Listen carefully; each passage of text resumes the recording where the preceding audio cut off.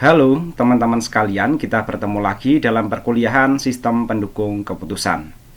Kali ini kita akan membahas suatu metode bernama metode Weak Product, atau nanti akan kita singkat dalam beberapa slide ya dengan istilah WP ya. Nah, ini sekedar meme saja ya. Jadi kalau kita tidak menggunakan metode ya nanti apa yang kita pikirkan itu nanti akan terlewatkan ya. Dan nanti akan sulit dilaksanakan karena ketika kita nanti melakukan implementasi sebuah pekerjaan manajemen ya, tentu kita akan sibuk ya dengan berbagai urusan-urusan yang lainnya, sehingga nanti kalau tidak metodologis atau metodenya tidak jelas, itu nanti akan menyulitkan dalam pelaksanaannya. Oke, kita mulai dari definisi dari metode ini.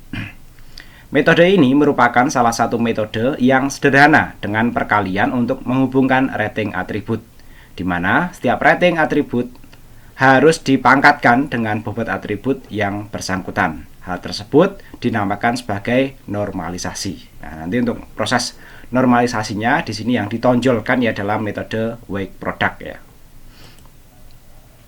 Nah, untuk algoritmanya nanti kurang lebih seperti berikut ya. Dimulai dari mendefinisikan terlebih dahulu kriteria-kriteria yang akan dijadikan sebagai tolak ukur penyelesaian masalah.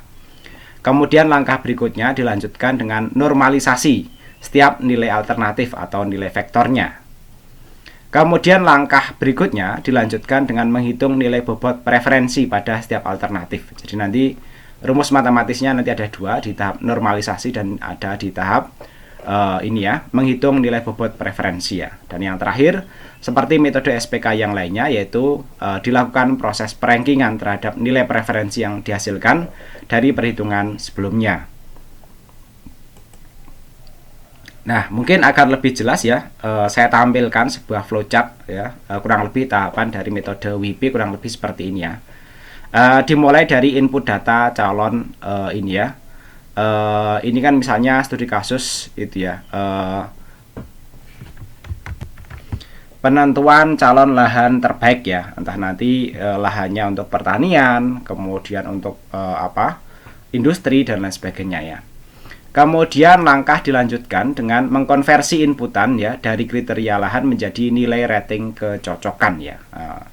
Nanti tentu ada proses konversi nilai ya dari nilai-nilai inputan di lapangan yang mungkin inputan di lapangan itu kan biasanya itu ya yang sesuai dengan pengetahuan dari penggunanya ya, sedangkan nanti proses matematisnya itu harus sesuai dengan persiapan ketika nanti dilakukan proses normalisasi dan penghitungan preferensi itu nanti biar sesuai ya.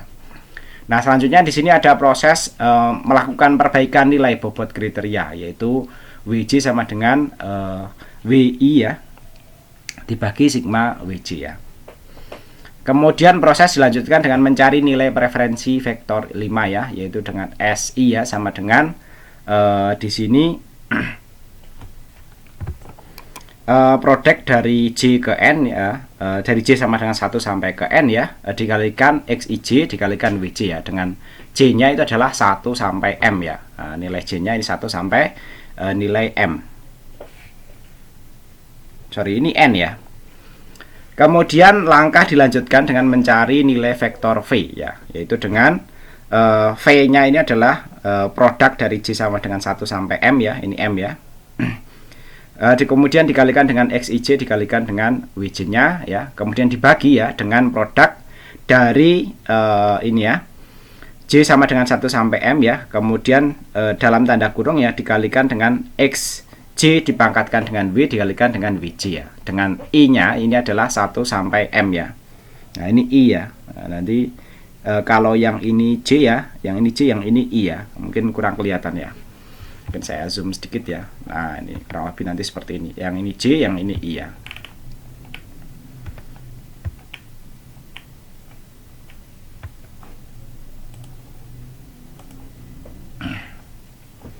Kemudian yang terakhir ini adalah output alternatif calon lahan terbaik dan output visualisasi peta Google Maps. Ini karena ini merupakan desain sebuah sistem informasi ya. Oke, pembahasan kita lanjutkan ya. Nah, mungkin lebih jelasnya rumus matematika nanti yang akan kita gunakan kurang lebih dua ini ya. Kalau tadi menggambarkan alur-alurnya ya. Sedangkan kali ini kita fokus ke proses matematisnya ya. Yang pertama adalah rumus menghitung nilai vektor, atau nanti yang ini nantinya kita sebut sebagai normalisasi ya. Yaitu dengan SI ya sama dengan ya produk dari J sama dengan 1 sampai N ya. Ini di XIJ ya, XIJ dipangkatkan dengan WJ ya. Dengan SI-nya ini adalah nilai vektor ya. Sedangkan XIJ-nya ini adalah nilai alternatif di tiap atribut kriteria ya. Kemudian WJ-nya adalah bobot kriterianya. Adapun perpangkatan vektor bernilai positif untuk atribut benefit ya, dan bernilai negatif untuk atribut cost. Nah, ini mirip dengan metode SAW yang sebelumnya sudah kita pelajari, tapi nanti proses perhitungannya berbeda ya. Ini menggunakan pangkat positif dan pangkat negatif ya.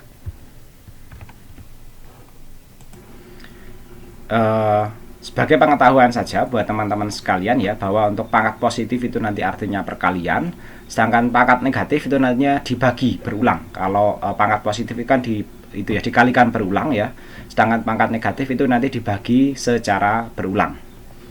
Kemudian rumus matematika berikutnya yang kita gunakan adalah menghitung nilai bobot preferensi, yaitu dengan VI sama dengan SI dibagikan dengan sigma dari SI-nya atau jumlah keseluruhan dari SI-nya.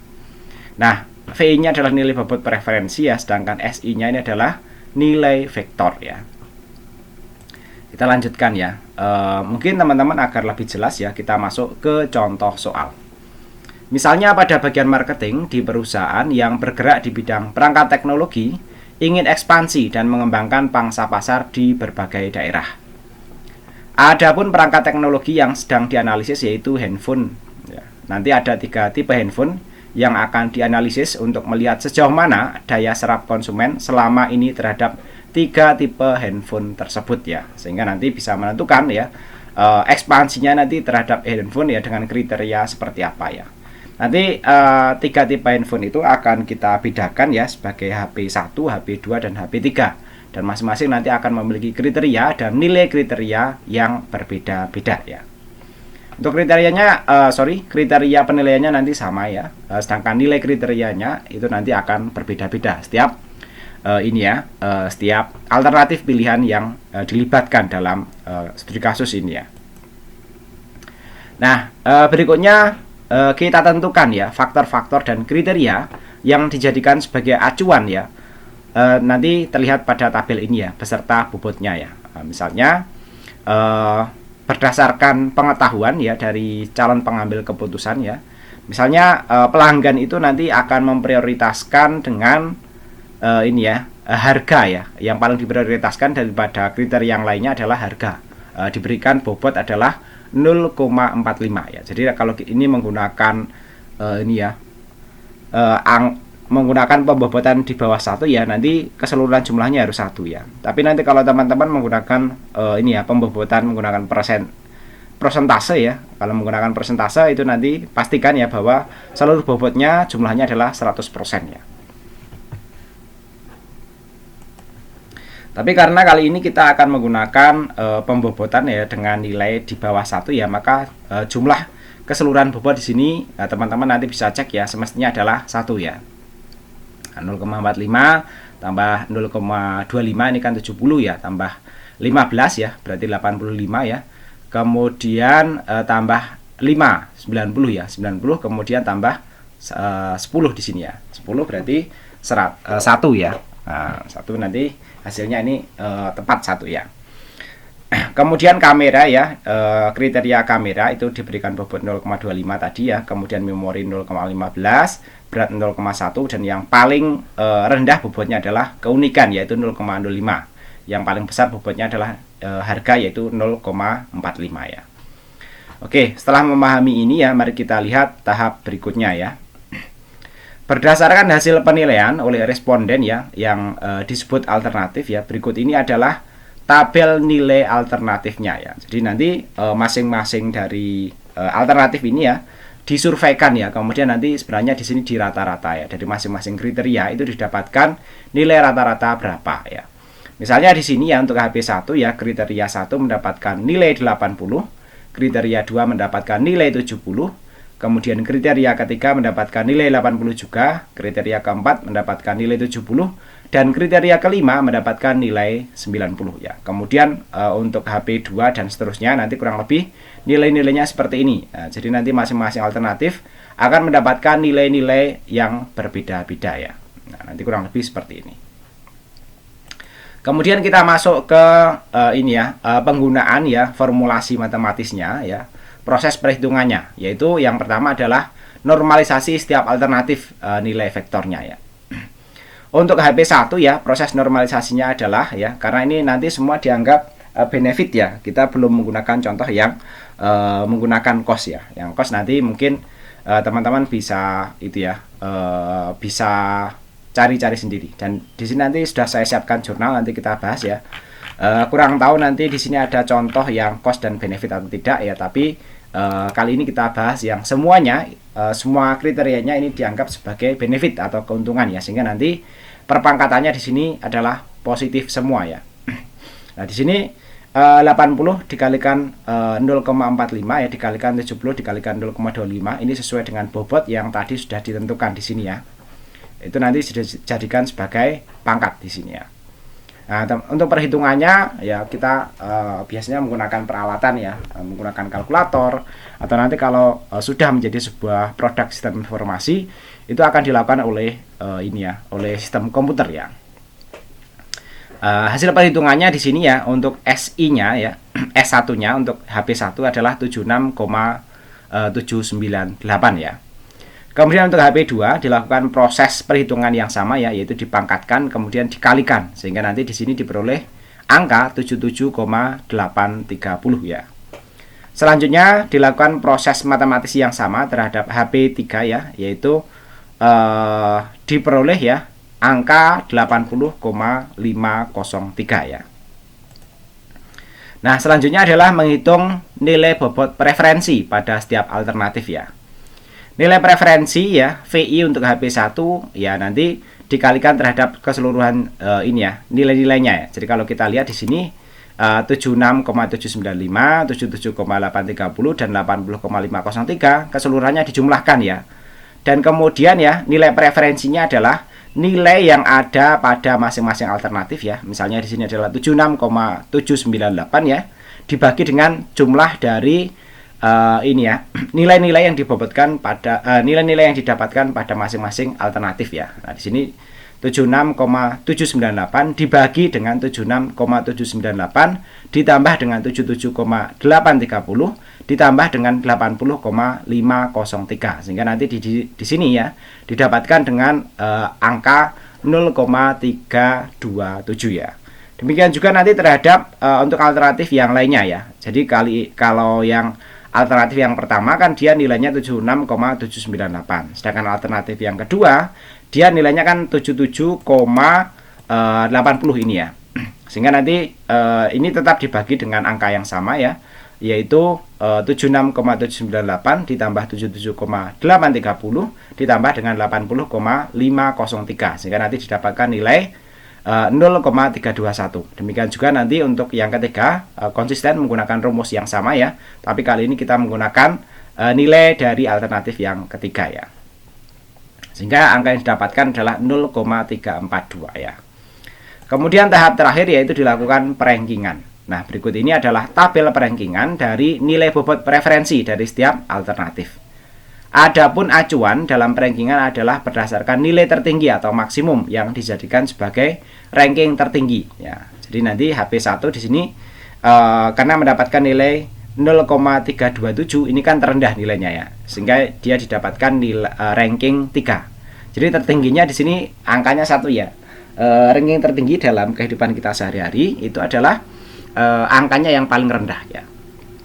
Sedangkan ini ya, nilai bobot preferensinya yang tertinggi yaitu 0,342 ya, itu diberikan ranking 1. Yang ini adalah ranking 2 ya. Baik, kurang lebih demikian ya untuk pembelajaran teoritis kita ya. Selanjutnya kita coba kaji sebuah jurnal ya, yang menggunakan metode yang sama ya, yaitu metode Wake Product ya pada pemilihan supplier kimia terbaik pada PT Meyer Indah Indonesia Bogor ya. Ini 2020 ya, tapi metodenya ini masih relevan untuk kita kaji ya. Oke, secara singkat ya kita lihat di sini ya bahwa PT Meyer Indah Indonesia merupakan perusahaan yang bergerak dalam bidang tekstil ya. Dalam rangka menghadapi persaingan bisnis ya, terdapat beberapa permasalahan yang sering muncul, yaitu memiliki prosedur pemilihan supplier. Nah, pemilihan supplier yang dilakukan bagian pembelian perusahaan saat ini adalah survei langsung dan melakukan perbandingan harga. Sehingga pemilihan supplier perlu dilakukan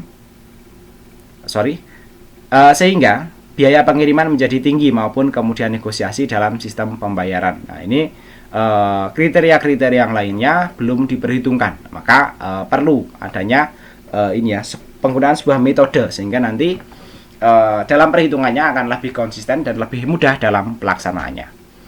Nah, sehingga pemilihan supplier perlu dilakukan dengan menggunakan metode yang tepat sesuai dengan standar perusahaan, yaitu weighted product atau WP, dengan tujuan memberikan informasi kepada perusahaan mengenai metode alternatif yang terbaik ya, tentunya yang dapat digunakan dalam pemilihan supplier secara objektif ya, serta memberikan masukan mengenai performansi dari masing-masing supplier ya.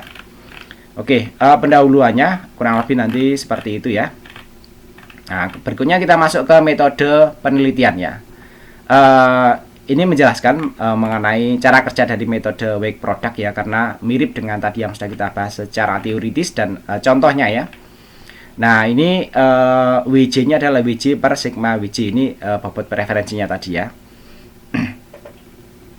Penjumlahan bobot atribut ya.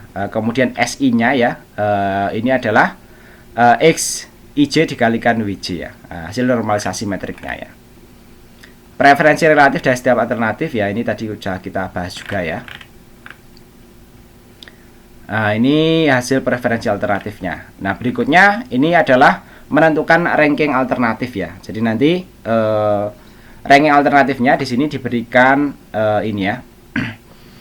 Kurang lebih pada tabel seperti ini ya. Di bawah ini menentukan ranking setiap alternatif pada setiap kriteria dengan angka 1 sampai 5 ya. Penentuan tersebut dapat dilihat pada tabel berikut ya. Kalau itu kriterianya merupakan kriteria kriteria yang yang benefit ya, maka 1 itu sangat buruk ya. Spesifikasi ya, bukan ini alternatif kriteria untuk spesifikasi ya. Itu 1 sangat buruk, 2 buruk, 2 cukup, sampai 5 itu sangat baik ya. Sedangkan biaya itu 1 sangat rendah ya, yang 5 itu sangat tinggi ya. Kemudian di sini ditampilkan populasi penelitian ya.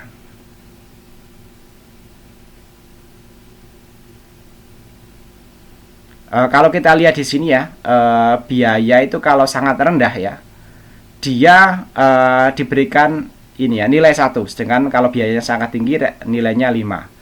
Sedangkan spesifikasi kalau sangat buruk nilainya 1, sedangkan kalau sangat baik dia nilainya 5 ya. Nah, berikutnya di sini tampilkan nama-nama suppliernya ya. Nah, berikutnya adalah sampel penelitian ya. Sampel digunakan pada kondisi jumlah total populasi yang memiliki penelitian yang diamati menjadi lebih tepat. Strategi dengan menggunakan rumus Slovin, yaitu rumus yang biasa dipakai untuk menentukan jumlah sampel pada suatu populasi ya. Yaitu dengan N sama dengan N ya, dibagi dengan 1 plus ini ya, N dikalikan E pangkat 2 ya. Nah, N ini adalah jumlah sampelnya, N ini adalah jumlah populasinya. Sedangkan E ini adalah batas toleransi error atau kesalahan, yaitu 0,005 pangkat 2. Ini hasil perhitungan sampelnya ya. Sehingga didapatkan 38,8 dibulatkan 39 ya. Nah, populasinya ini ya. Kemudian berikutnya ini adalah sampelnya ya. Nah, sampelnya kurang lebih seperti ini ya. Kalau tadi populasinya 43 ya. Kemudian sampelnya di sini 39 lah ya. Selanjutnya adalah kriteria bobot ya.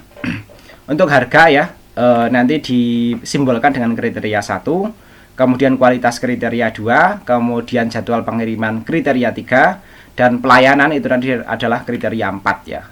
Dan masing-masing nanti diberikan bobot kurang lebih seperti ini ya.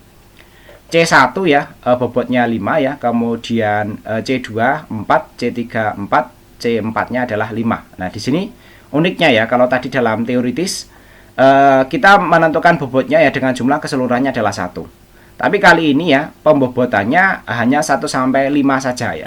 Dan ini tidak memperhitungkan jumlahnya menjadi 1 atau 100 ya. Nah, nanti kita lihat ya, hasilnya akan seperti apa.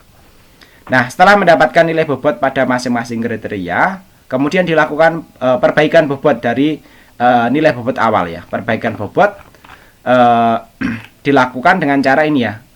WJ dikalikan sigma WI ya. WJ ini adalah bobot atribut dan WI ini adalah bobot atributnya. Nanti walaupun ya di sini ya, walaupun jumlahnya tidak satu ya, tapi kali ini dilakukan proses yaitu di sini perbaikan bobot kriteria ya. Yaitu ini semacam persentase ya. 5 dikalikan jumlah keseluruhannya ya. Jumlah keseluruhannya kan 5 tambah 4 tambah 4 tambah 5 ya. Sama, nanti dilakukan pada itu ya, bobot yang lainnya. 4 dibagi dengan jumlah keseluruhannya, yang ini juga sama. Sehingga nanti masing-masing bobotnya seperti ini ya, 0,222, 0,278 ya. Kemudian 0,278 juga, yang ini adalah 0,22. Sehingga nanti bobotnya akan didapatkan seperti ini ya. Nah, ini nanti sama lagi jumlahnya adalah 1 ya. Nah, walaupun di sini penentuan bobotnya ya belum dilakukan perbaikan ya, tapi setelah dilakukan perbaikan ya, nanti jumlahnya sudah 1. Kalau tadi dalam teori terlihat sederhana, tapi nanti dalam prakteknya memang perlu ada proses ya, sehingga nanti pembobotannya menjadi boleh dikatakan di sini istilahnya normal atau seimbang terhadap bobot yang lainnya. Berikutnya adalah nilai bobot atau bobot awal atau W ya, masing-masing kriteria telah ditentukan oleh pihak perusahaan ya. Untuk harga ya, misalnya ya dari 0 sampai 40 ini sangat rendah ya, kemudian sampai di atas 85 itu sangat tinggi ya. Nah, yang lainnya ini ya cukup sampai tinggi ya, dengan nilai rentang dari 5 sampai 1 ya. Kemudian nilai kualitas ya, ini dari 40 sampai 100 lah ya. Di bawah 40 sangat rendah, di atas 86 itu sangat tinggi dengan nilai 5 sampai 1 rentangnya ya. Kemudian berikutnya untuk nilai JP ya. Nah, ini dari C3 ya. Teman-teman kalau lupa tadi untuk kriterianya ya, bisa cek di sini ya. C3 itu adalah jadwal pengiriman. Tadi disingkat dengan JP ya. Nah, di sini penilaiannya kurang lebih sama ya. Yang kriteria yang keempat juga sama ya. Kemudian kita masuk ke hasil dan pembahasan ya. Dalam melakukan kegiatan memilih supplier terbaik ya, merupakan kegiatan yang dilakukan ya. Selanjutnya kita lihat data alternatif ya. Tabel alternatif yang didapatkan ya, nanti masing-masing kriteria kurang lebih seperti ini ya. Ini nilai-nilainya ya, tadi sesuai dengan ketentuan yang ada di sini ya. Itu nanti didapatkan seperti ini ya, dari masing-masing supplier ya. Teman-teman bisa periksa, ini tidak perlu saya bacakan ya, kurang lebih seperti ini ya. Kemudian dari nilai-nilai ini ya, kita konversi ya sesuai dengan ketentuan nilai yang ada di sini ya. Nah, itu nanti kita konversi menjadi seperti ini ya. C1 sampai C4-nya dari masing-masing supplier. S1 sampai di sini adalah S39 ya. Kemudian berikutnya dilakukan perhitungan nilai vektor. Setelah dilakukan perbaikan bobot ya, dilakukan perhitungan nilai vektor dengan memangkatkan dan mengalihkan nilai masing-masing kriteria tersebut dengan bobot yang sudah diperbaiki sebelumnya. Perhitungan nilai vektor S ini ya, kurang lebih nanti rumusnya seperti ini ya. Ini normalisasi metriknya ya. Nah, ini contohnya saja ya, yaitu tidak semuanya ditampilkan perhitungannya ya. Hasil perhitungan dari masing-masing kriteria pada alternatif 1 adalah ya, alternatif 1 kan ini ya, 3 ini ya, 3, 1, 1 ya. 3 dikalikan 0,22 dikalikan 3 kali 0,77 dan seterusnya ya. Nah, ini dipangkatkan semua ya.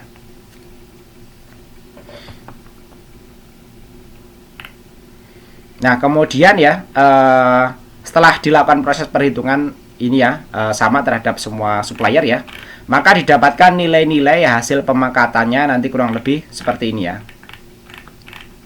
Nah, seperti ini ya. Nah, selanjutnya adalah menghitung nilai vektor ya. Setelah mendapatkan nilai vektor S ya, langkah selanjutnya yaitu menentukan nilai vektor V, yaitu membagi preferensi setiap alternatif ya. Jadi karena di sini kalau kita perhatikan ya, bahwa untuk nilainya ya, ini ya, ini dianggap semuanya ini adalah cost ya, karena nilainya itu selalu dari tinggi ke rendah ya. Nah, ini ya, semakin tinggi nilainya yang paling rendah ya. Sehingga nanti semua perhitungannya kalau kita perhatikan ya dalam jurnal ini ya, semuanya ini perpangkatannya positif semua ya, terhadap semua kriteria ya.